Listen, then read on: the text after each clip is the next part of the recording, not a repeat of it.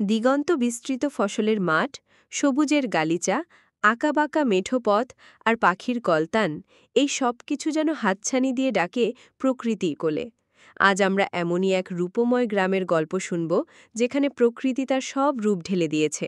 বলছিলাম কুমিল্লা জেলার তিতাস উপজেলাধীন বলরামপুর ইউনিয়নের উলুকান্দি গ্রামের কথা। সকালে ঘুম ভাঙতেই কানে আসে পাখির মিষ্টি সুর।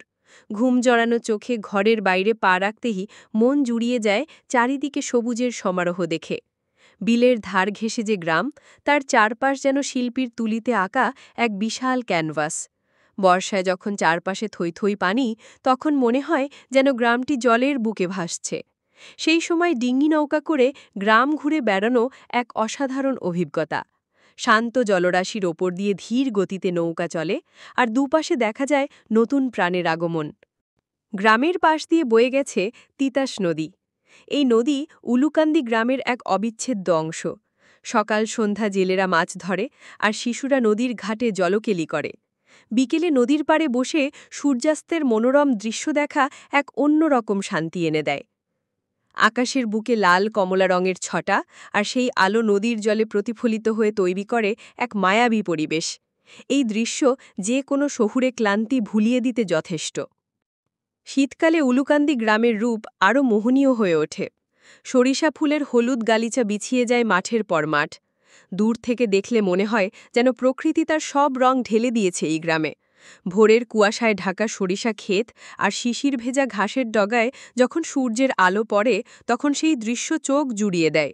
কৃষকদের ব্যস্ততা, লাঙল কাঁধে মাঠে যাওয়া, আর তাদের মুখে লোকগীতির সুর, এসবই উলুকান্দি গ্রামের গ্রামীণ জীবনের অবিচ্ছেদ্য অংশ। এই গ্রামে রয়েছে ছোট ছোট ডোবা, বিল আর মেঠো পথের ধারে সারি সারি গাছ। আম, কাঁঠাল, জাম, পেয়ারা, কত নাম না জানা ফলের গাছ। গ্রামীণ রাস্তা ধরে হাঁটতে হাঁটতে এই ফল গাছগুলোর নিচে বসে জিরিয়ে নেওয়া এক দারুণ অনুভূতি। গ্রামের সহজ সরল মানুষ আর তাদের আতিথেয়তা উলুকান্দি গ্রামের সৌন্দর্যকে আরও বাড়িয়ে তোলে। Voice over. উলুকান্দি গ্রাম শুধু একটি প্রাকৃতিক সৌন্দর্যমণ্ডিত স্থান নয়, এটি গ্রামীণ বাংলাদেশের এক প্রতিচ্ছবি, যেখানে শান্তি আর প্রকৃতির এক অপূর্ব মেলবন্ধন ঘটেছে। এই গ্রাম যেন শহুরে জীবনের কোলাহল থেকে দূরে এক নিভৃত আশ্রয়, যেখানে প্রকৃতির সান্নিধ্যে কাটানো প্রতিটি মুহূর্তই অমূল্য।